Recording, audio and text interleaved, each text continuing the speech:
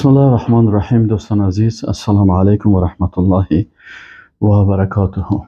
امیدوار هستم همه شما خوش و صحتمند باشین و میایم به سلسله از برنامه های سقوط چی؟ سقوط امپراتوری ها. هر وقت هر امپراتوری که مردم قناعت میته و مردم به حقانیت از او قناعت میکنن، در کنار از او ایستاد میشن و از او دفاع میکنن، این امپراتوری دوام میکنه.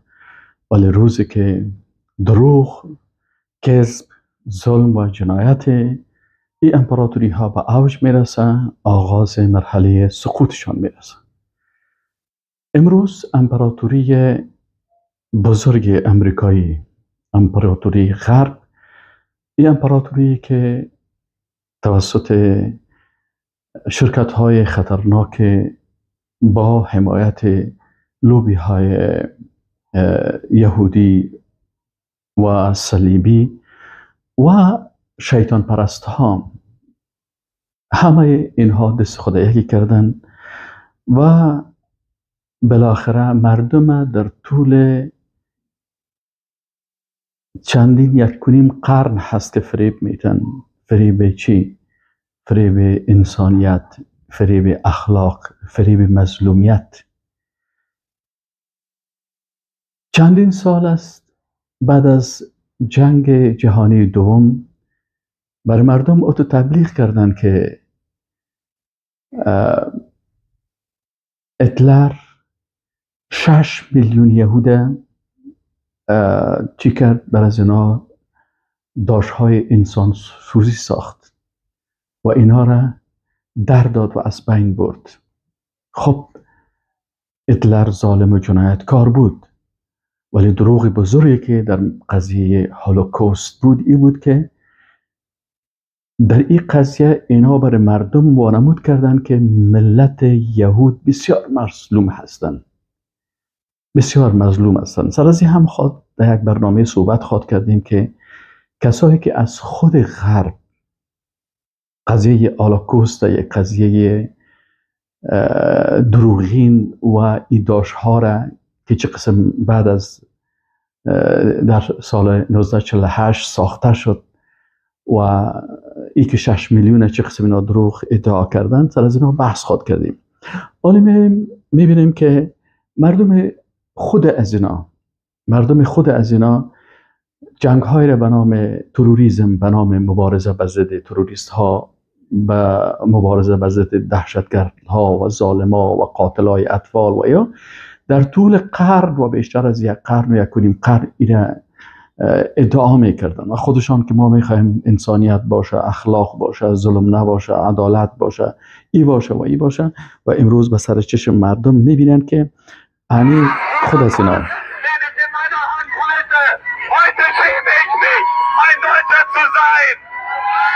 امروز شما تصویر از این جوان ببینن. این جوان میگه که من خجالت میکشم از اینکه من از آلمان هستم، به خاطر از اینکه حکومت آلمان حکومت قاتل هست. که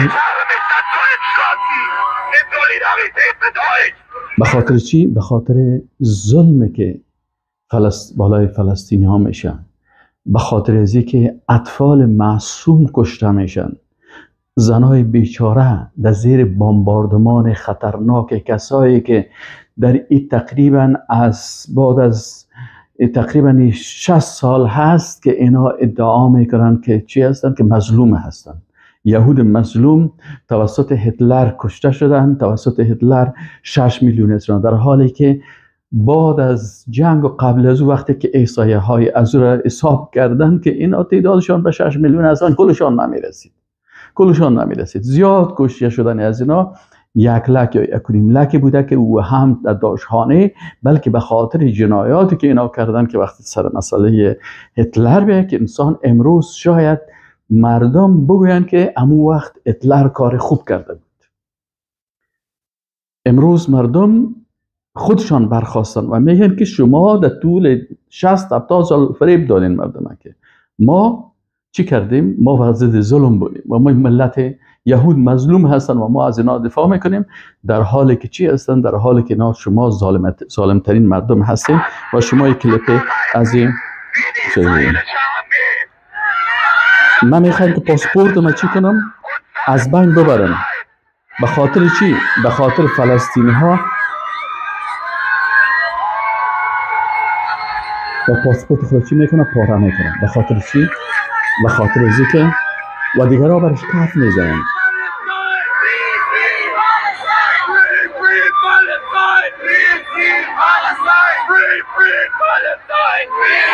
خب اینا میخواین که آیا مردم فلسطین حق ندارن؟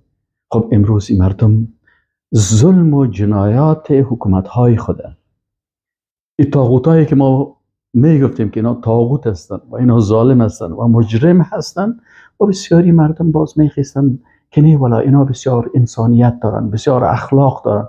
خب این نمیشه که مثلا تو در یک هتل میری و یک هتلی به خاطر ازی که مکلفیتش هست که مشتری داشته باشه باید به همراه اخلاق بکنه و یا در طیاره مثلا دست خود سر سینه بگیره و احترام بکنه.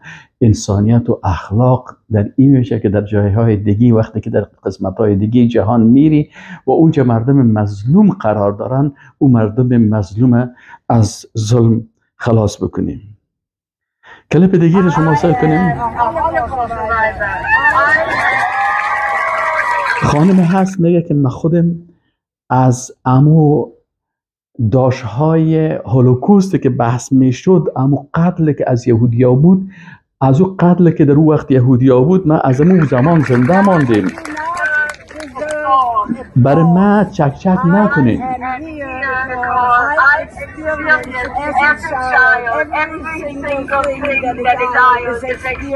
میگم امروز ما مستحق از این نیستیم که وقت ما وقت نجات پیدا کردیم، کسایی که او وقت در مسئله هولوکوست بودن که اینه مطرح میکردن، خب میگه کسایی که او وقت از یهودیا کشته شدن، امروز من مستحق از این نیستم. این خانم پیچ سفید میگه من مستحق از این نیستم که شما برای من چک چک بکنین، چون افتخارم نمانده برای ما، به خاطر ازی که ما و فامیل ما و خانواده های ما و یهود و صهیونیستا که به امریکا در رأس از اینا مثلا همکار از اینا و سلاح‌های مکمل امریکایی ها و اروپایی ها بر از اینا میفرستن، اینا جنایتکارترین مردم بدتر از کی هستن؟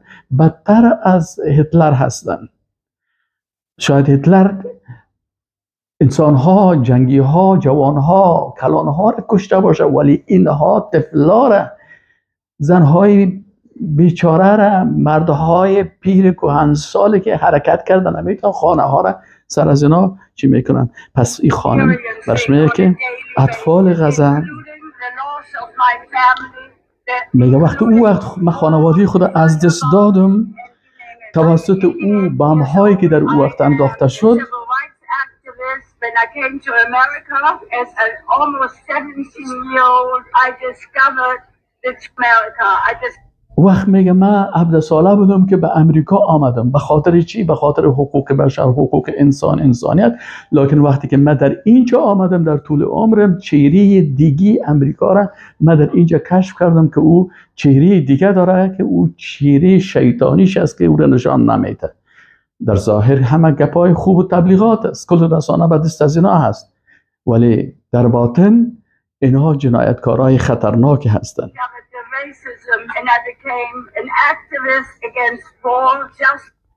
میگم من دیدم که در اینجا در امریکا به چه اندازه نشنالیسم است، چقدر اینا نشنالیست هستند، چقدر اینا قوم پرست هستند، چقدر اینا از خودپرست هستن و چقدر ملت‌های مظلوم دیگی را چی میکنن. و به می خاطر میگم من حیث با این سن کلانه که عالم پیر شدیم، عالم من حیث یک خانم هستم که در دفاع از چی هستم؟ به ضد جنگ در مقابل ملت مظلوم فلسطین هستم.